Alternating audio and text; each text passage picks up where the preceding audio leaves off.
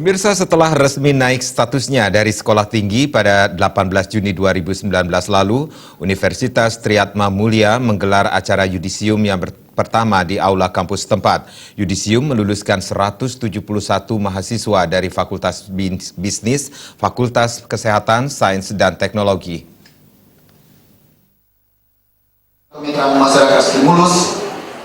Yudisium yang pertama Universitas Triyatma Mulia ini meluluskan 171 mahasiswa yang terdiri dari 113 orang sarjana dan 41 orang pasca sarjana Fakultas Bisnis serta 17 orang sarjana Fakultas Kesehatan, Sains, dan Teknologi. Rektor Universitas Triyatma Mulia, I Ketut Putra Suartana mengatakan, lulusan akan terus mengembangkan dan meningkatkan ilmu pengetahuan yang dimilikinya. Saat ini teknologi informasi sudah berkembang pesat dan para lulusan diharapkan terus mengembangkan serta meningkatkan pengetahuannya lewat teknologi informasi. Ia yakin para lulusan akan mampu bersaing utamanya di era revolusi industri 4.0. Untuk menunjang semua aktivitas akademik di Universitas Triyatma Mulia, sudah menjalin kerjasama dalam negeri dan luar negeri. Selain itu, untuk meningkatkan kemampuan para dosen, Universitas Triyatma Mulia telah menyekolahkan dan memberikan beasiswa kepada para dosen hingga ke luar negeri. Kami mengucap syukur karena SK daripada Universitas Triyatma Mulia sudah diterbitkan tanggal 11 Juni tahun 2019 ini. Dari STI, Triyatma Mulia sekarang menjadi Universitas Triyatma Mulia.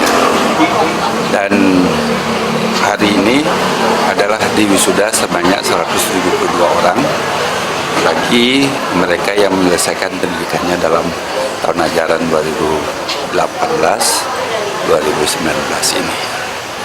Dan oleh karena itu, tugas kami adalah bagaimana nanti meningkatkan Universitas Triyatma Mulia ini menjadi lebih baik lagi, dan tuntutan daripada pemerintah sekarang ini tidak saja bidang jumlah mahasiswa tetapi juga kualitas output yang kita harapkan itu akan tetap meningkatkan sumber daya manusia kita.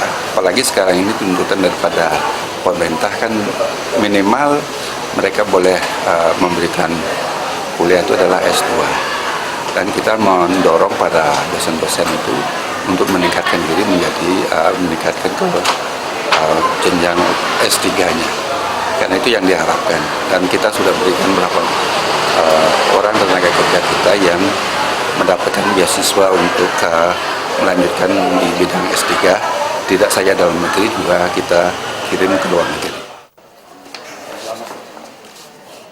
Dalam yudisium ini, lulusan terbaik untuk masing-masing program studi, yaitu untuk program studi Magister Manajemen Program Pasca Sarjana dengan IPK 3,94 atas nama Inenga Simpen. Lulusan terbaik program studi Akuntansi dengan IPK 3,92 atas nama Noni Mirantika.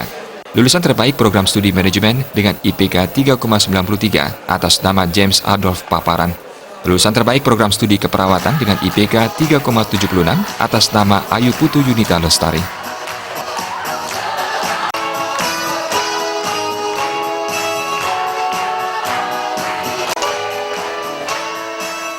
Joka Andika, Bali TV.